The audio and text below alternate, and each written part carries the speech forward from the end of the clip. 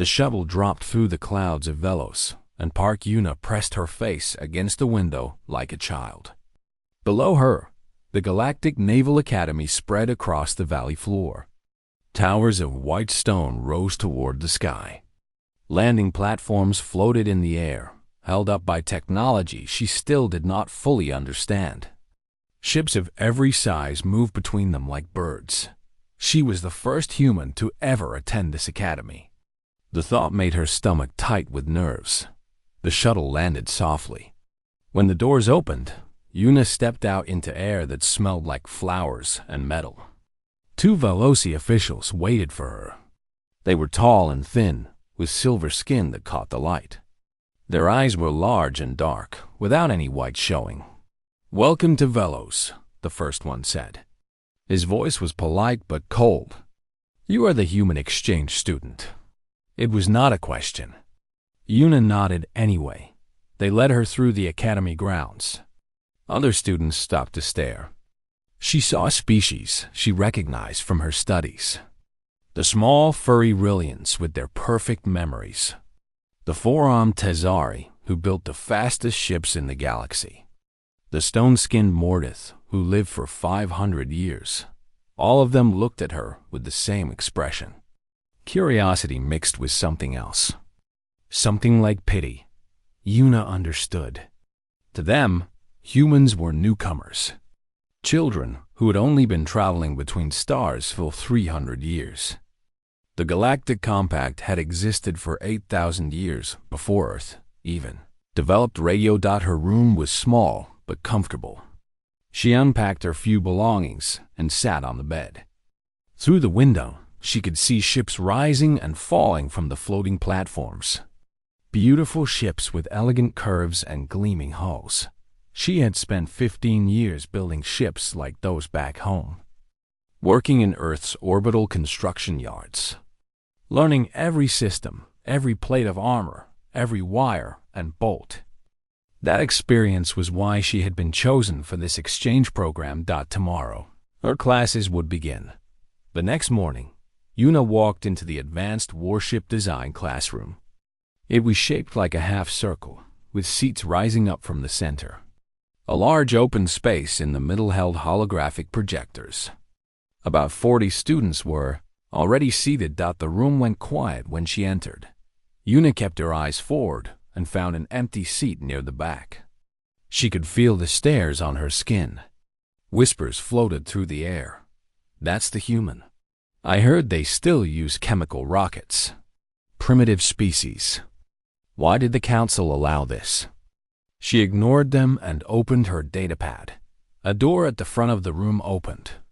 An elderly Veloci walked in. His silver skin had faded to gray with age. His movements were slow but careful.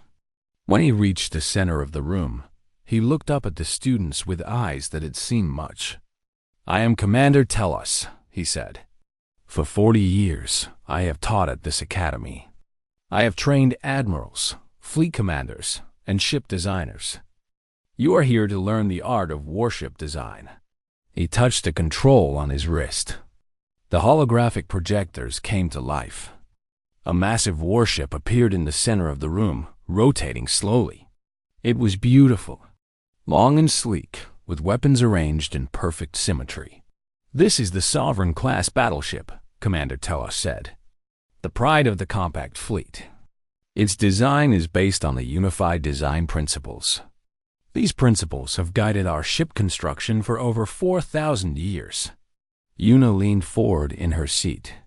Her engineer's eyes moved across the hologram, studying every detail. The weapon placement, the engine configuration, the armor distribution. Something felt wrong. Commander Tellus continued his lecture. He explained the history of the unified design principles, how the surviving species had agreed upon them after some great conflict long ago, how every compact species used the same basic designs with only small variations. "These principles ensure compatibility," he said. "Any ship from any species can dock with any station. Any weapon system can be shared. We are unified not just in politics, but in engineering. Yuna barely heard him. She was still staring at the hologram. Her eyes traced the lines of the ship again and again. The armor was thick in most places. Strong alloys covered the weapons and the main hull, but there were gaps. She pulled up the design specifications on her datapad. The armor around the lower thruster assemblies was thin, almost decorative. The connection point between the command bridge and the main hull had minimal protection. Several conduit junctions were exposed. Any competent enemy would target those areas first. Yuna raised her hand. Commander Telos stopped mid-sentence. He looked up at her with an expression of mild surprise. Students did not often interrupt his lectures. Yes? The human student? Yuna stood. Her heart was beating fast, but her voice stayed steady. Commander, I had a question about the design. Proceed. She pointed at the hologram. Why are your warships lacking armor around the lower thruster assemblies and the command bridge connection points? The classroom went completely silent. Commander Telos stared at her. His large, dark eyes did not blink. The other students turned to look at Yuna with expressions of shock and confusion. I do not understand your question, Commander Telos said slowly. The armor distribution, Yuna said. She walked down toward the center of the room, pointing at the hologram. Here, at the base of the thrusters. The plating is only 12 centimeters thick. A focused energy blast would cut through in seconds. And here, where the bridge connects to the hull, there's a gap of nearly 2 meters with no armor at all. She turned to face the commander. These are critical weak points. Any enemy would target them. Why are they unprotected? The silence in the room was heavy. Commander Telos looked at the hologram, then back at Yuna. Something changed in his old eyes. Something that might have been fear. These designs have been used successfully for 4,000 years, he said. They have served us through every challenge. But the weak points are obvious, Yuna said. I noticed them within minutes of looking at the specifications. Has no one ever pointed this out before? No one answered.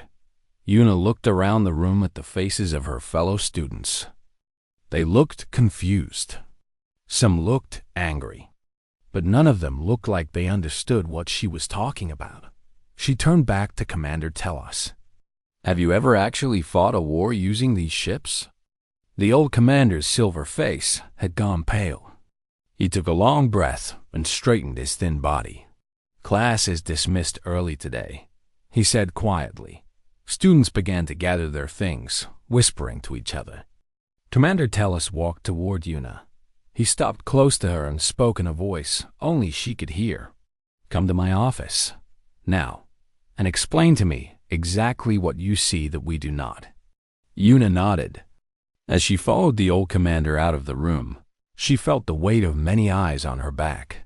She had only asked a simple question, but somehow she knew that nothing would be simple after this. Commander Telos walked quickly through the hallways of the academy. For an old Veloci, he moved with surprising speed.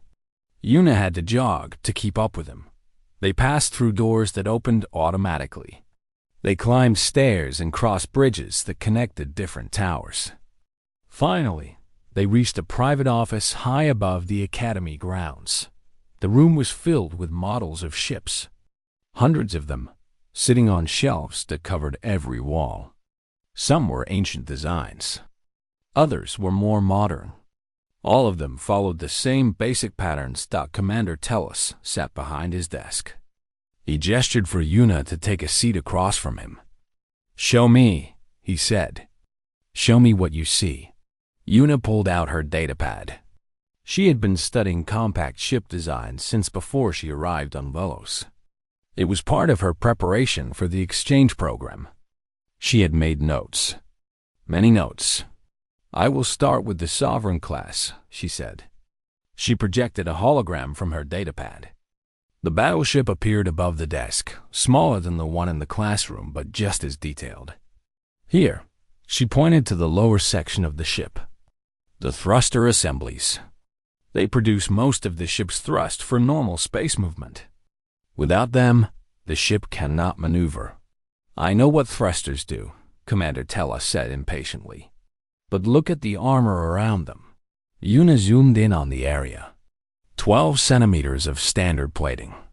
The rest of the hull has armor between 40 and 60 centimeters thick. Why is this area so thin? Commander Tellus frowned. The thrusters require cooling vents. Heavy armor would block the heat exchange. Then the cooling vents are a weakness, Yuna said. On human ships, we design the vents with armor baffles. The heat can escape, but weapons fire cannot get through. That seems overly complicated. It seems necessary. Yuna moved the hologram to show the command bridge. And here, the bridge connects to the main hull through a narrow neck. I measured the armor on this section. It is less than 8 centimeters thick in some places. The bridge needs to rotate for better visibility during fleet maneuvers, Commander Tellus explained. So you sacrifice protection for visibility? It has never been a problem. Yuna set down her datapad. She looked directly at the old commander. Has anyone ever tried to attack these weak points? Tellus was silent for a long moment. No, he finally admitted. Not in any conflict I am aware of. Then how do you know the armor is sufficient? The commander had no answer. Yuna continued. I found 17 critical vulnerabilities across 5 different ship classes.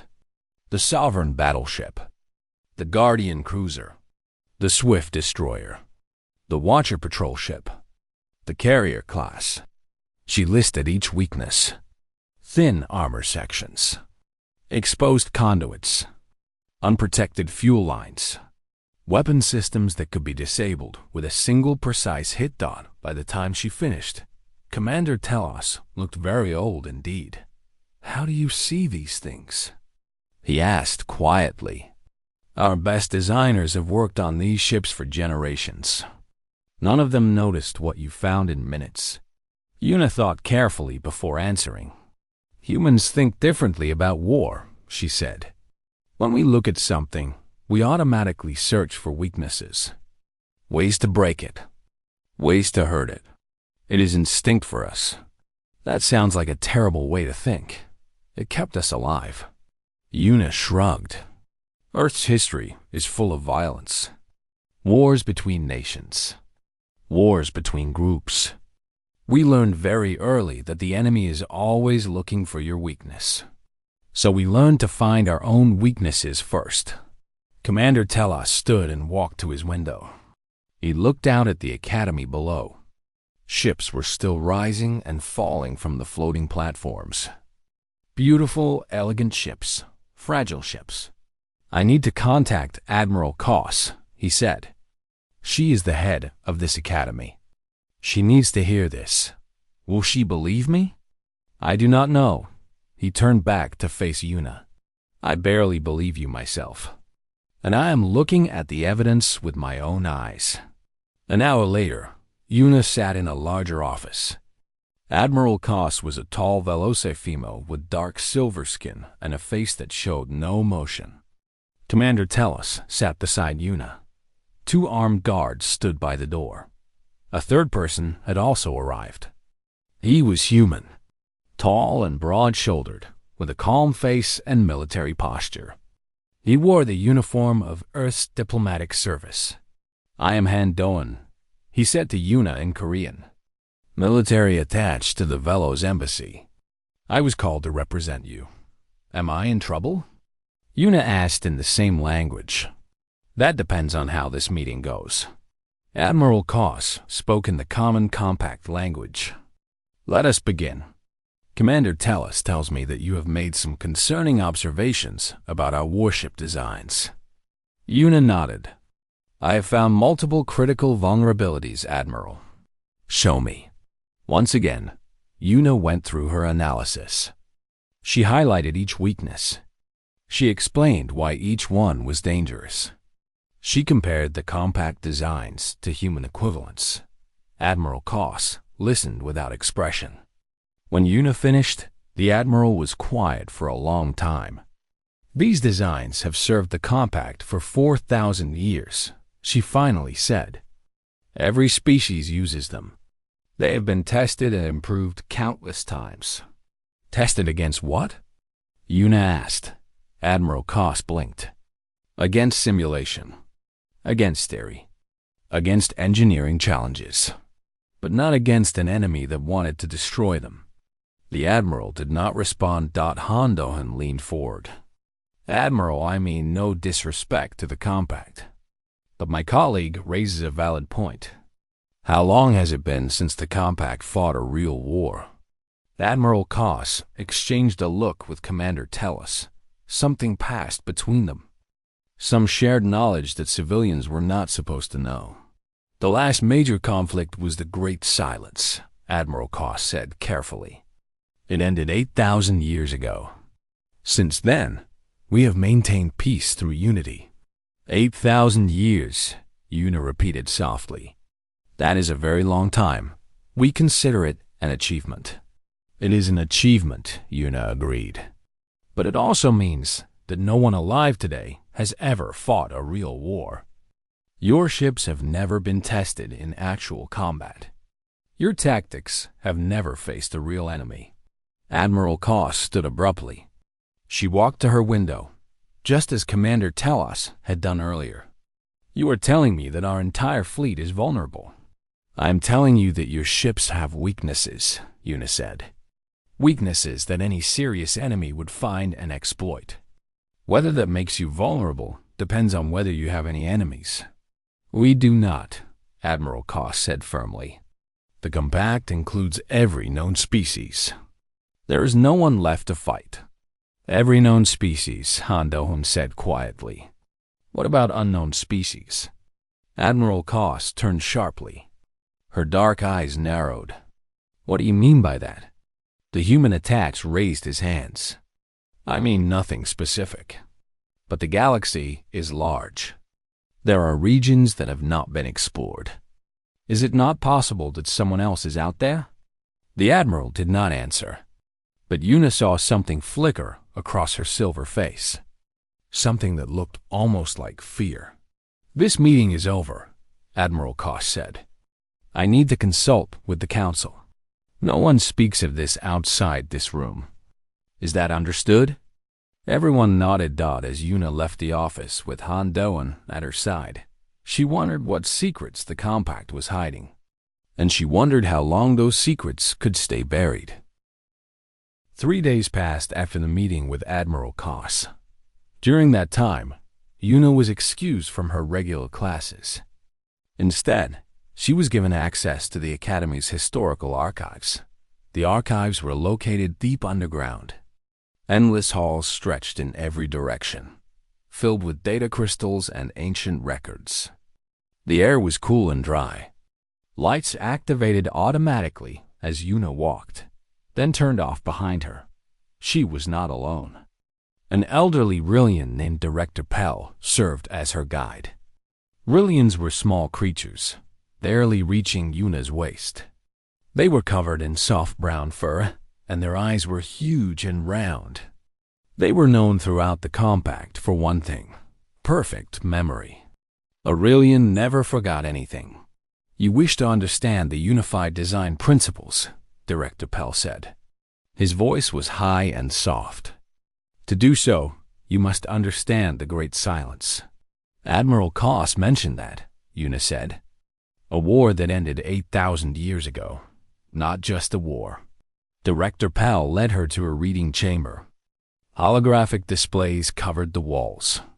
The Great Silence was the end of everything, and the beginning of everything else. He activated the displays. Images appeared. Burning planets. Shattered fleets. Species that Una did not recognize, locked in terrible battle.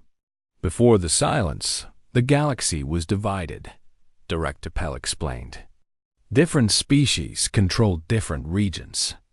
There was trade, yes. Communication, yes. But also competition, distrust, and eventually, war. What started it? Resources, territory, fear of the other. The Rillian's huge eyes grew sad. The same things that always start wars. The conflict spread from system to system. Every species was drawn in. The death toll was beyond counting. Yuna watched the images cycle through. She saw weapons that could crack planets. She saw fleets of thousands of ships tearing each other apart. She saw civilizations falling into darkness. How did it end? Director Pell was quiet for a moment. The survivors realized that if the fighting continued, no one would survive. They came together. They formed the Galactic Compact.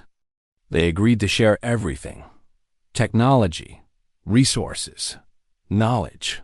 They created the Unified Design Principles so that no species would have military advantage over another. They gave up their military advantage to prevent future wars. Yes, and it worked.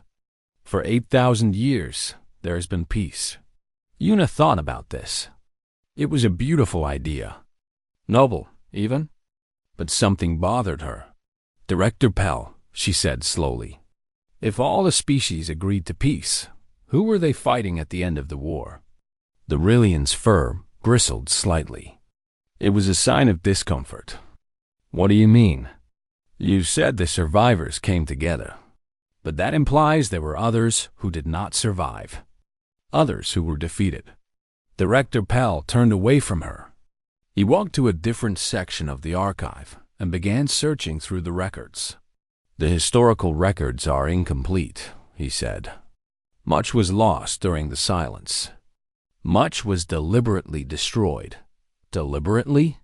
Some things were considered too dangerous to remember. The council at the time decided that certain knowledge should be erased for the safety of future generations. Yuna followed him. What kind of knowledge? I cannot say, because I do not know. The Rillian looked up at her with his huge eyes. I am old, human. I remember everything I have ever seen or heard, but I cannot remember what was never recorded. Before Yuna could ask more questions, her communicator beeped.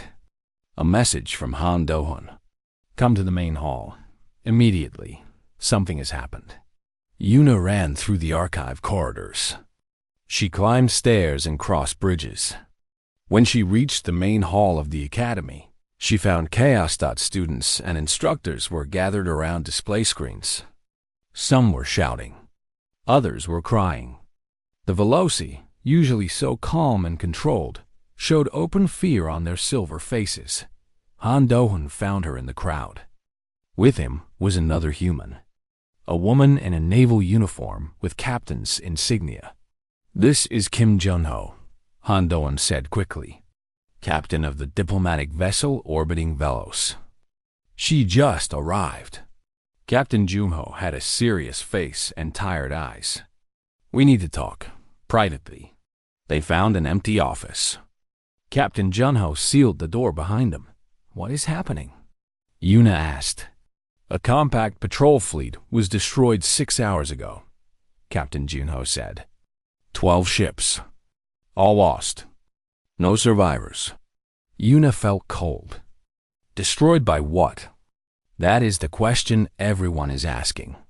The captain pulled up a holographic display. It showed the wreckage of the patrol fleet. Ships torn apart. Pieces floating in the darkness of space.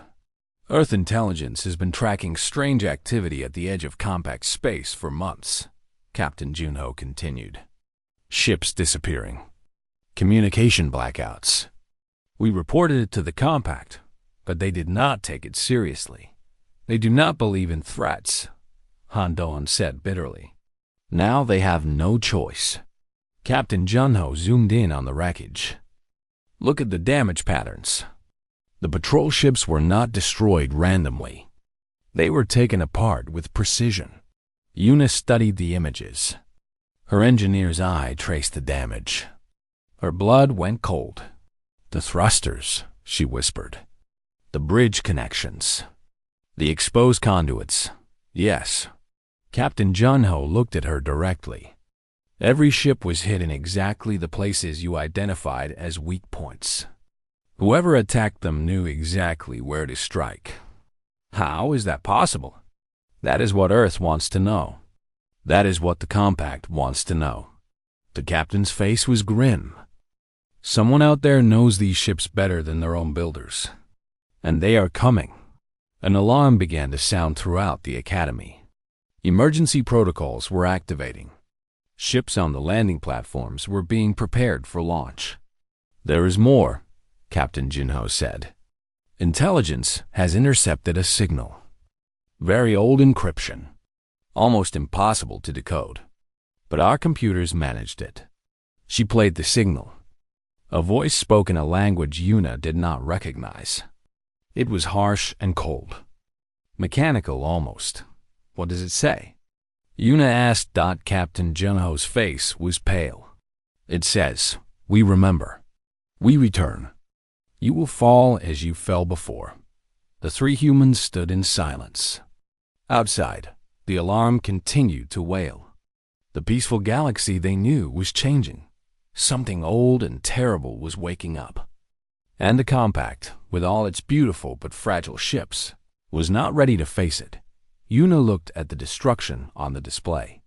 12 ships. Hundreds of lives. All because no one had been willing to see the obvious weaknesses. "We need to move fast," she said. "We need to fix the ships. We need to prepare for war." The Compact has not fought a war in 8,000 years, Han Don reminded her. They do not know how. Then we will have to teach them. The Great Council Chamber of Velos was built to impress. Massive columns rose to a ceiling painted with stars. Representatives from every Compact species filled the curved seating areas. Normally, this room was used for celebrations and ceremonies. Today, it was used for war. Yuna stood at the center of the chamber with the other humans. Captain Junho was beside her. Han Doan stood slightly behind. They faced a half-circle of admirals and officials, all staring at them with expressions ranging from fear to anger. Admiral Koss spoke first. "Before we proceed, we must address a concern. The enemy attacked using knowledge of our exact weaknesses. Weaknesses that only a few people have identified." She looked directly at Yuna. The human was the first to point out these vulnerabilities. Days later, our ships were destroyed in exactly those places. Whispers filled the chamber. Yuna felt the weight of thousands of eyes on her. "You are suggesting that humans told the enemy where to strike," Captain Junho said. Her voice was calm but sharp. "That is a serious accusation. It is a logical question." "Then let me provide a logical answer." Captain Junho stepped forward. "Earth has been part of the Compact for only 200 years. The message we intercepted used encryption that is over 8,000 years old. The enemy, whoever they are, has been watching you for millennia. They did not need humans to find your weaknesses. They had plenty of time to find them themselves." Admiral Koss considered this. Before she could respond, an old voice spoke from the upper seats. "She is correct." Everyone turned. An ancient Veloci was descending toward the center of the chamber. He moved slowly, supported by two attendants. His silver skin had faded almost to white. His eyes were clouded with age. "Grand Admiral Voss," Admiral Koss said with surprise. "You came out of retirement. When the Hollow return, retirement ends." The old Grand Admiral reached the center and faced the assembly. "I am perhaps the only one here who knows the full truth, because I am old enough to have learned it from those who remembered." "The Hollow?"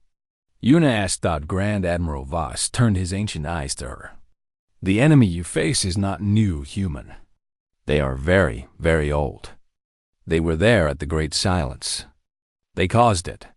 The chamber erupted in confused noise.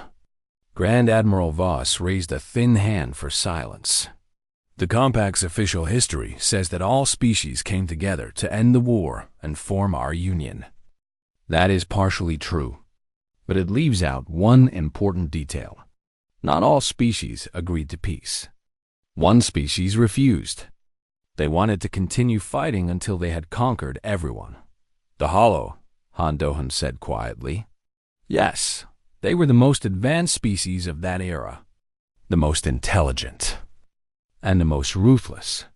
When the other species united against them, the Hollow were pushed back, defeated, driven beyond the borders of known space. Why were they not destroyed? Admiral Koss asked. Grand Admiral Voss looked sad. Because the founders of the Compact believed in mercy. They believed that destroying an entire species was too terrible an act, even in war. So the Hollow were exiled, banished to the dark spaces between galaxies. The founders believed they would die out there. Or perhaps change. They did not die, Una said. No, they survived. And for 8,000 years, they have been watching us, studying us, learning every detail of our ships, our strategies, our weaknesses. The old Grand Admiral's voice grew heavy. They spent millennia preparing for their return. And now they are here. The chamber was silent. Fear hung in the air like smoke. What do we do? Someone asked. Grand Admiral Voss looked around the room. We fight. But I do not know how. We have forgotten how to wage war. Our ships were designed for peace. Our tactics are theoretical. Our officers have never faced real combat. Captain Jonho spoke up. Humans know how to fight. Every eye in the chamber turned to her. Earth's history is full of war, she continued. We have been fighting each other for as long as we have existed. It is not something we are proud of, but it means we understand conflict in ways that you do not. You are suggesting that humans should lead our military? Admiral Koss sounded doubtful. I am suggesting that humans should advise your military. Captain. Junho gestured toward Una. This engineer identified critical vulnerabilities in minutes that your designers missed for thousands of years. That is because she thinks like a warrior. She looks for weakness automatically. Every human does. A new figure stepped forward from the human group. A woman in a different uniform. Military, not diplomatic. I am Lee Suji, she said. Tactical specialist with Earth's naval forces. I was assigned to observe compact operations. With your permission, I would like to propose a plan. Grand Admiral Voss nodded. Speak. Lee Shuji activated a holographic display. It showed compact ships alongside diagrams and tactical formations. Rebuilding your entire fleet would take years. We do not have years, but we can make emergency modifications to existing ships. Armor plates added to weak points.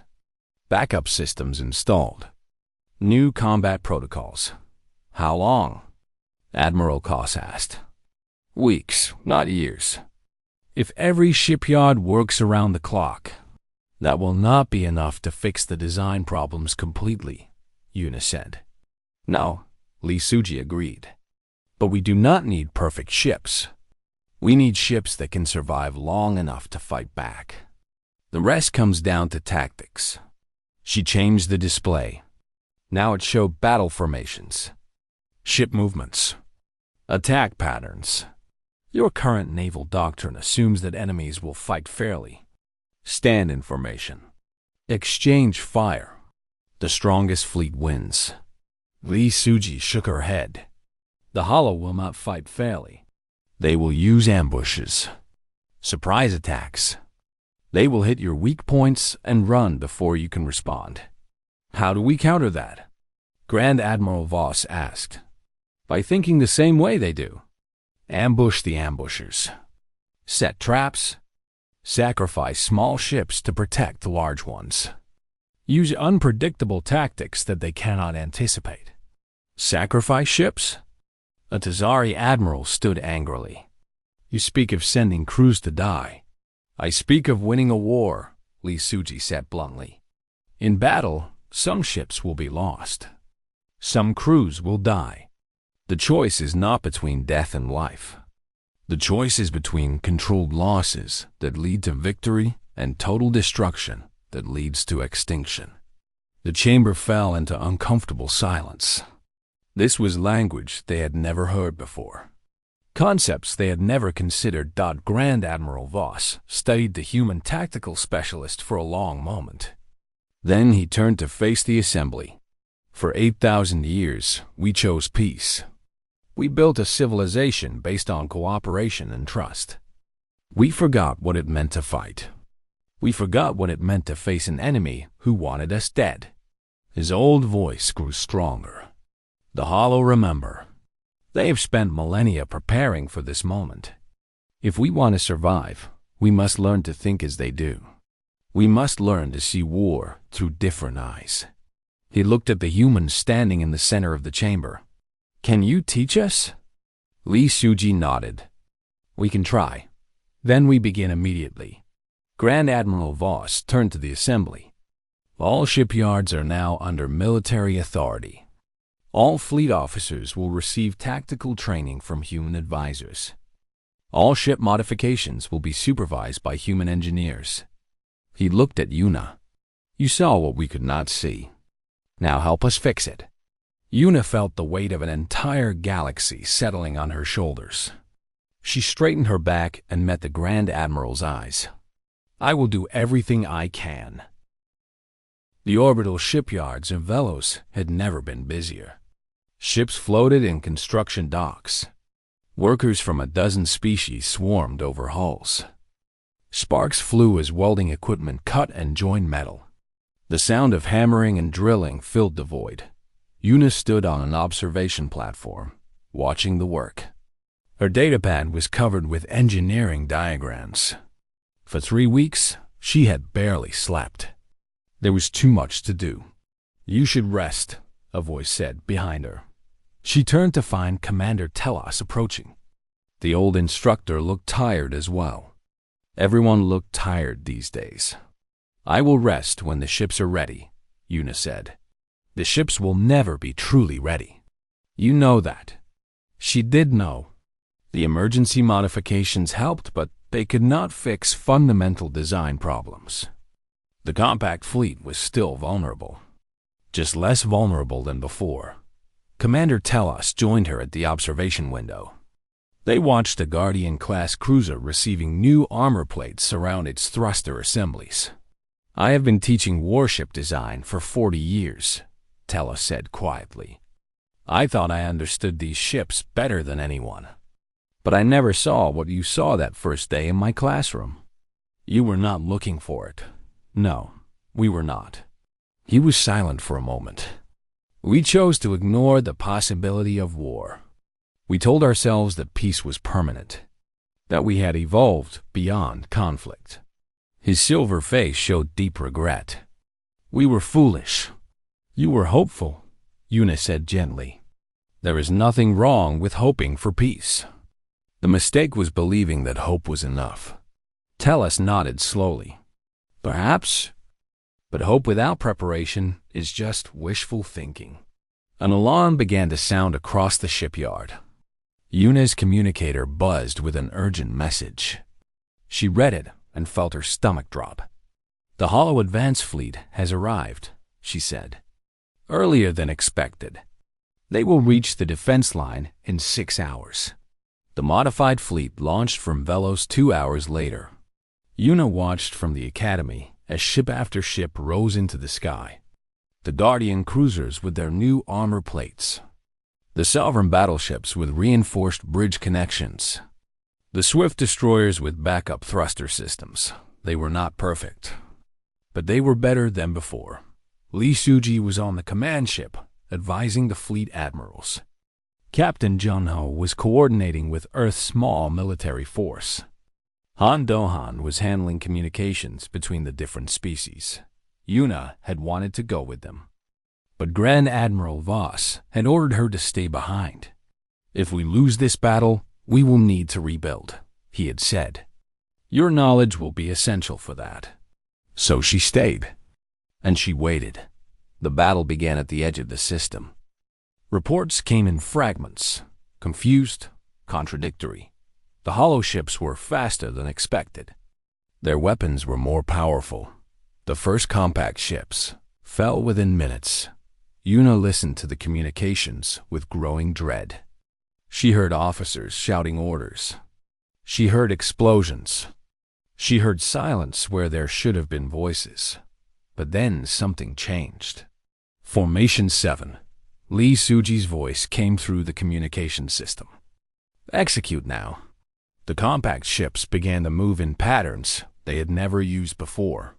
Instead of standing in neat lines, they scattered and regrouped. They covered each other's weak points.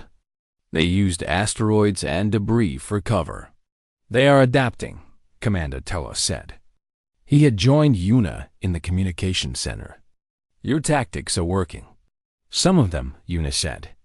She watched the tactical display with tense eyes. Ships were still dying, but fewer than before. The battle raged for hours.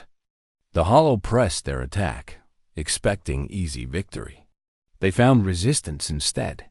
Ships that should have died from single hits survived long enough to fight back. Formations that should have collapsed held together. The Holo began to take losses of their own. Destroyer Group. Now, Lee Suji commanded. A wing of swift destroyers accelerated toward the largest Holo vessel. They were small ships, lightly armed, barely protected. They are going to be destroyed, Telos said with horror. They know, Yuna said quietly. The destroyers closed in on the enemy command ship. Holo weapons tore into them. 3 of the 5 destroyers exploded, but the remaining 2 reached their target. They crashed into the enemy vessel at full speed. The explosions were visible even from Velos. The Holo command ship broke apart. Sacrifice play, Yuna whispered. It was a human concept, trading small losses for large gains. The Compact had never understood it before. Without their command ship, the Holo fleet fell into confusion. Their coordination broke down. Their attacks became random rather than precise. The compact fleet pressed the advantage. For the first time in 8,000 years, they fought like warriors. They took risks. They accepted losses. They pushed forward. By the time the Holo retreated, half the compact fleet was destroyed. Thousands of crew members were dead. The victory was costly, but it was victory. Yuna stood on the observation platform a week later. The shipyard was busy again, not with frantic emergency repairs, but with careful reconstruction. The Holo had been driven back, but everyone knew they would return. Admiral Koss approached her. The Admiral looked different now, harder, more focused. The Council has made a decision, Koss said. We are establishing a permanent human advisory program. Your species will help us redesign our entire fleet. It will take years, perhaps decades. We will help, Yuna said. For as long as you need us, there is more. Koss hesitated. The Council wants you to remain on Velos, to lead the redesign project. Yuna was surprised. Me? I'm just an engineer. You are the engineer who saw what we could not see. That makes you invaluable. Yuna looked out at the shipyard. She thought about Earth, about her home, about the life she had left behind. Then she thought about the Holo, about the threat that still existed, about the work that needed to be done. I will stay, she said. Admiral Koss nodded. Thank you. And thank you for what you did in the classroom that day, asking the question that no one else would ask. Someone had to ask it. Yes, but you were the only one who could. The Admiral turned to leave. Classes resume tomorrow. Commander Telos has requested that you assist with teaching the Advanced Warship Design course. Yuna smiled. I thought he might. The next morning, Yuna walked into the familiar classroom. Students filled the seats. Compact species of every kind. And mixed among them, a few human exchange students. More had arrived since the battle. Commander Telos stood at the center of the room. When he saw Yuna, he gestured for her to join him. "Class," he said, "today we begin a new curriculum. One based on lessons learned through pain and sacrifice. Our guest instructor will help guide you." Yuna faced the students. They looked at her with respect now, not suspicion or pity. "The first rule of warship design is this," she said. "Your enemy is always looking for the weakness you refuse to see. The armor gap you consider acceptable. The vulnerability you call a necessary trade-off. Your enemy will find every weakness. Your job is to find them first." She activated the holographic display. A new ship design appeared. Human engineering merged with compact elegance. Armor where armor was needed. Flexibility where flexibility was needed. "Let us begin by finding every weakness in this design. And then we will fix them, together." The students opened their datapads and started taking notes. Outside the window, ships rose and fell from the landing platforms. Ships that were stronger now. Ships that could fight. The compact had learned to see war through different eyes. Human eyes. And that had saved them all. For now, Yuna looked at the eager faces of her students and felt something like hope. Not the blind hope that ignored danger, but a real hope built on preparation and strength. The Hollow were still out there. They would return eventually. But when they did, the galaxy would be ready, because a human had asked a simple question in a quiet classroom, and nothing had been the same since.